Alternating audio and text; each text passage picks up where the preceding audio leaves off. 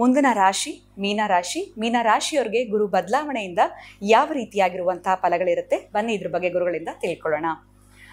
ಗುರುಗಳೇ, ಕೊನೆಯ ರಾಶಿ ಮೀನರಾಶಿ. ಮೀನರಾಶಿಯವರಿಗೆ ಈ ಗುರು ಬದಲಾವಣೆಯಿಂದ ಯಾವ ರೀತಿಯಾಗಿರುವಂತಹ ಫಲಗಳು ಸಿಗುತ್ತೆ, ಅವ್ರಿಗೆ ಗುರುಬಲ ಇದೆಯಾ ಅಥವಾ ಏನೆಲ್ಲ ಪರಿಹಾರಗಳನ್ನ ಇವರು ಮಾಡ್ಕೊಳ್ಬೇಕಾಗತ್ತೆ? ಇನ್ನು ಮೀನರಾಶಿಯವರು ಈ ಹಿಂದೆಯೂ ಗುರುಬಲ ಇರಲಿಲ್ಲ, ಮತ್ತು 4ನೇ ಮನೆಗೆ ಗುರು ಬಂದಾಗಲೂ ಗುರುಬಲ ಇಲ್ಲ. ಹಾಗಾಗಿ ಎಂತ ಮಾಡೋದು, ಹೇಗೆ ಮಾಡೋದು ಅಂತಕ್ಕಂಥದ್ದು ನೀವು ಚಡಪಟಿಕೆ ಮಾಡ್ತಿರ್ತೀರಿ, ತುಂಬ ಟೆನ್ಷನ್ ತೆಗೆದುಕೊಳ್ತಾ ಇರ್ತೀರಿ. ಎಷ್ಟೋ ನಷ್ಟವಾಗಿದೆ, ಇನ್ನೂ ನಮಗೆ ಇದೆಯಾ, ಅದರಲ್ಲಿ 7.5 ಜೊತೆಗೆ ಗುರುಬಲನೂ ಇಲ್ಲ ಅಂತಂದರೆ ನಾವು ಹೇಗೆ ನಮ್ಮ ಜೀವನ ನಡೆಸೋದು, ನಾವು ಹೇಗೆ ಬದುಕಬೇಕು ಅನ್ನೋ ನೋವನ್ನು ವ್ಯಕ್ತಪಡಿಸ್ತಿರುತ್ತಾರೆ ಒರಿಜಿನಲ್ ಆಗಿ ಈ ರಾಶಿಯ ಜನ್ಮ ಜಾತಕದವರೆಗೆ. ಅದರಲ್ಲಿ ನಿಮ್ಮ ರಾಶಿ ಕುಂಡಲಿ ಪ್ರಕಾರ ಇರ್ತಕ್ಕ ಗ್ರಹಗಳ ಶುಭಾಶುಭ ಫಲಗಳು ಕೂಡ ಇದರಲ್ಲಿ ವ್ಯಕ್ತವಾಗ್ತವೆ. ಹಾಗಾಗಿ ಕುಟುಂಬ ಸ್ಥಾನಕ್ಕೆ ಗುರು ಬಂದಿದ್ದಾನೆ. ಅಂತಹ ಕುಟುಂಬ ಸ್ಥಾನ, ಮಾತೃಸ್ಥಾನ ಅಂತ ಏನು ಕರಿತೀವೋ ಅಲ್ಲಿ ಸ್ವಲ್ಪ ನಿಂದನೆಗೆ ನೀವು ಒಳಗಾಗ್ತಕ್ಕಂತಹ ಸಾಧ್ಯತೆ ಇರುತ್ತೆ. ಗುರು 4ನೇ ಮನೆಗೆ ಹೋದಾಗ ಎಲ್ಲೋ ಒಂದು ಕಡೆ ನೀವು ಮಾಡದ ತಪ್ಪಿಗೆ ಶಿಕ್ಷೆಯು ಕೂಡ ಸ್ವಲ್ಪ ಮಟ್ಟಿಗೆ ಅನುಭವಿಸುವ ಸಾಧ್ಯತೆ ಇರುತ್ತೆ.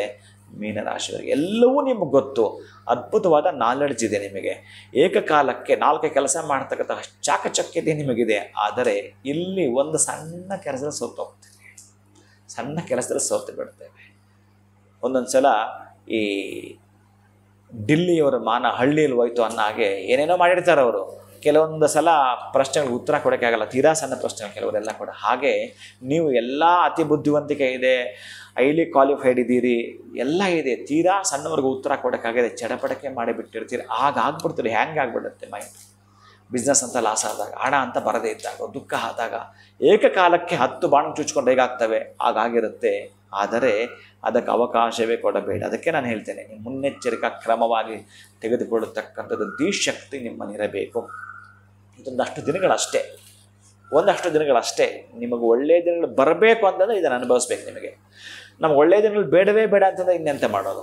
ಒಳ್ಳೆಯ ದಿನಗಳು ಬೇಕು, ಒಳ್ಳೆಯ ಬದುಕು ಬೇಕು, ಒಳ್ಳೆಯ ಜೀವನ ನಡೆಸಬೇಕು ಅಂತಂದರೆ ಈ ಒಂದು ಸಣ್ಣ ಕಷ್ಟಗಳು, ತೀರಾ ಸಣ್ಣ ಕಷ್ಟಗಳು, ದೊಡ್ಡವು ಅಲ್ಲವೇ ಅಲ್ಲ, ದೊಡ್ಡವು ಬರಲಿಕ್ಕೆ ಸಾಧ್ಯವೇ ಇಲ್ಲ. ದೊಡ್ಡದು ಅಂದರೆ ಯಾವುದು ಗೊತ್ತಾ? ಭೂಕಂಪ, ಪ್ರಳಯ. ನಮಗೆ ಗೊತ್ತಿಲ್ವಲ್ಲ ಅವೆಲ್ಲ ಭಗವಂತನ ಆಧೀನದಲ್ಲಿ ಇರ್ತಕ್ಕಂಥದ್ದು. ಅವು ಬಂದಾಗ ನೀವೇನೂ ಮಾಡೋಕ್ಕಾಗಲ್ಲ. ಇನ್ನು ಸಣ್ಣದಾಗಿ ನಿಮ್ಮದೇ ಕೆಲಸ, ನಿಮ್ಮದೇ ಜಾಬು, ನೀವೇ ಪ್ರಯತ್ನ ಪಟ್ಟಿರೋದು, ನಿಮ್ಮ ಬುದ್ಧಿವಂತಿಕೆಯಿಂದಲೇ ಲಾಭ ಆಗಬೇಕಾಗಿತ್ತು, ಅದರ ಆಪೋಸಿಟ್ ಆಗಿದೆ ಅಷ್ಟಕ್ಕೆ ನೀವು ಮತ್ತು ಪ್ರಯತ್ನ ಪಟ್ಟರೆ ಆಯಿತು.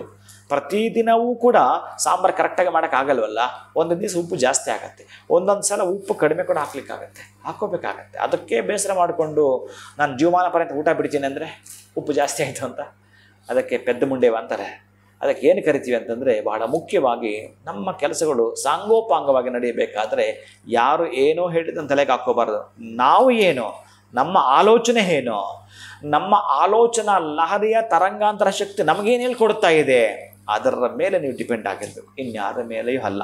ಈಗ ನಾನು ಹೇಳ್ತಾ ಇರ್ತಕ್ಕಂತಹದ್ದು ಕೂಡ ನಿಮಗೆ ಎಷ್ಟು ಮಾಡ್ತಾನೆ ಫಿಲ್ಟರ್ ಮಾಡಿ, ಇದು ನನಗೆ ಆಗ್ತಾ ಇದೆಯಾ, ನಡೀತಾ ಇಲ್ಲ ಫಿಲ್ಟರ್ ಮಾಡಿ, ಅದನ್ನು ನೀವು ಅನುಸರಿಸಿ. ಆಗಲಿಲ್ವಾ ತಿರಸ್ಕರಿಸಿ, ಆಗಿದೆಯಾ ಪುರಸ್ಕರಿಸಿ, ಮುಂದಕ್ಕೆ ನಡೀರಿ.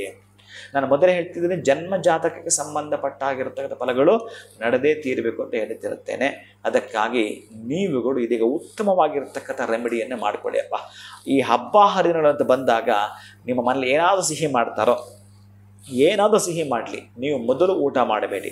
ಮನೆಯಲ್ಲಿ ಮಕ್ಕಳು ಅಥವಾ ಅಪ್ಪ ಅಮ್ಮನೋ ಯಾರಾದರೂ ಶರಣರೋ ಅಥವಾ ಯಾವುದಾದ್ರೂ ಒಂದು ಪ್ರಾಣಿ ಪಕ್ಷಿನೋ ಊಟ ಮಾಡಬೇಕು. ಅದರಲ್ಲೂ ಹೋಳಿಗೆಯನ್ನೇನಾದರೂ ದಾನ ಮಾಡತಕ್ಕಂಥದ್ದನ್ನು ಮೊದಲು ಪ್ರಕ್ರಿಯೆ ಮಾಡಿಕೊಳ್ಳಿ. ಯಾರಾದರೂ ಒಂದಿಬ್ಬರಿಗೆ ಊಟವನ್ನು ಬಡಿಸ್ತಕ್ಕಂಥದ್ದು ಅಥವಾ ಹಸುಗೆ ಒಂದು ಹೋಳಿಗೆ ತಿನ್ನಿಸ್ತೀರ ಅಂತಂದರೆ ಬಹುಶಃ ಗೊತ್ತಿಲ್ಲ, ಕರಗೋಗ್ಬಿಡ್ತು, ಐಸ್ ಕರಗದಂಗೆ ಕರಗೋಯ್ತು ನಿಮ್ಮ ಕಷ್ಟ ಕಾಲ.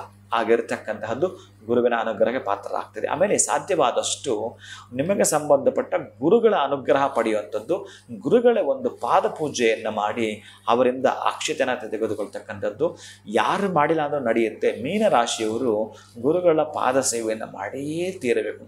ಅವರ ಕಡೆಯಿಂದ ಅಕ್ಷತೆ ತೆಗೆದುಕೊಂಡ್ರೆ ಅಂತಂದರೆ ನಿಮ್ಮ ಜೊತೆಗೆ ಗುರು ಇದ್ದ ಹಾಗೇನೆ. ಇನ್ನು ಗುರು ಇದ್ದ ಅಂತಂದರೆ ನೀವೀಗ ನಾನು ಹೇಳಿದ್ನಲ್ಲ, ಇದ್ಯಾವುದಕ್ಕೂ ನೀವು ಭಯ ಪಡಬೇಕಾಗಿಲ್ಲ.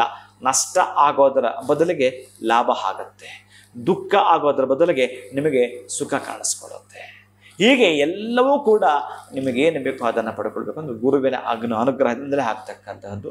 ಅದಕ್ಕೆ ಗುರು ಕವಚವನ್ನು ಪಾರಾಯಣ ಮಾಡ್ತಕ್ಕಂತಹದ್ದು, ಗುರುದೇವರ ದರ್ಶನವನ್ನು ನೀವು ಪ್ರತಿನಿತ್ಯ ಮಾಡ್ತಕ್ಕಂಥದ್ದು, ಗುರು ಸ್ತೋತ್ರವನ್ನು ಮಾಡಿಕೊಳ್ತಾ ಗುರುವನ್ನು ನೋಡಿಕೊಳ್ತಾ ಗುರುವಿಗೆ ಸ್ವಲ್ಪ ಹಳದಿ ಹೂವುಗಳು, ಗುರುವಿಗೆ ಸ್ವಲ್ಪ ಕೆಂಪು ವರ್ಣದ ಹೂವುಗಳು, ಗುರುವಿಗೆ ಸ್ವಲ್ಪ ಬಿಳಿಯ ವರ್ಣದ ಹೂವುಗಳಿಂದ ಬಹಳ ಇಷ್ಟ.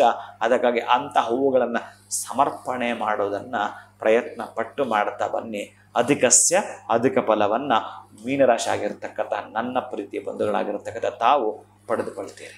ಯಾವುದೇ ರೀತಿಯಾಗಿರುವಂತಹ ಭಯ ಆತಂಕಕ್ಕೆ ಒಳಗಾಗುವಂತ ಅವಶ್ಯಕತೆ ಇಲ್ಲ. ಉತ್ತಮವಾಗಿರುವಂತಹ ರೆಮಿಡೀಸ್ನ ಫಾಲೋ ಮಾಡೋದ್ರಿಂದ ಈ ಒಂದು ಸಮಸ್ಯೆಗಳು ಕಂಡು ಬರೋದಿಲ್ಲ ಅನ್ನೋದ್ರ ಬಗ್ಗೆ ತಿಳಿಸ್ಕೊಟ್ರಿ. ಧನ್ಯವಾದಗಳು. ನಮಸ್ಕಾರ. ಶುಭಂ ಭೂಯಾತ್. ಒಳಿತಾಗಲಿ. ಮೀನ ರಾಶಿಯವರಿಗೆ ಯಾವುದೇ ರೀತಿಯಾಗಿರುವಂತಹ ಗುರುಬಲ ಇರೋದಿಲ್ಲ. ಆದರೂ ಕೂಡ ನೀವು ಆತಂಕ, ಬೇಜಾರು, ಭಯ ಮಾಡ್ಕೊಳ್ಳುವಂಥದ್ದು ಬೇಡ ಅನ್ನೋದ್ರ ಬಗ್ಗೆ ಗುರುಗಳು ತಿಳಿಸ್ಕೊಟ್ಟಿದ್ದಾರೆ. ಯಾಕಂದರೆ ನಿಮ್ಮ ಒಂದು ಜಾತಕದಲ್ಲಿ ಗುರುವಿನ ಸ್ಥಾನ ಚೆನ್ನಾಗಿತ್ತು ಅಂತಂದರೆ ಖಂಡಿತವಾಗ್ಲೂ ಒಳಿತನ್ನ ನೀವು ಕಾಣ್ತೀರಾ. ಆದರೂ ಕೂಡ ಪರಿಹಾರ ರೂಪವಾಗಿ ನೀವು ಹೋಳಿಗೆಯನ್ನು ಹಸುವಿಗೆ ದಾನ ಮಾಡುವಂಥದ್ದಾಗಿರಬಹುದು, ಅಥವಾ ಮನೆಯಲ್ಲಿ ಹಬ್ಬ ಹರಿದಿನಗಳಲ್ಲಿ ನೀವು ದೊಡ್ಡವರಾಗಿರ್ಬೋದು, ಮಕ್ಕಳು ಊಟ ಮಾಡಿದ ನಂತರ ನೀವು ಮಾಡುವಂಥದ್ದು ಬಹಳ ಸೂಕ್ತ ಅಂತ ಗುರುಗಳು ತಿಳಿಸ್ಕೊಟ್ಟಿದ್ದಾರೆ. ನಮಸ್ಕಾರ.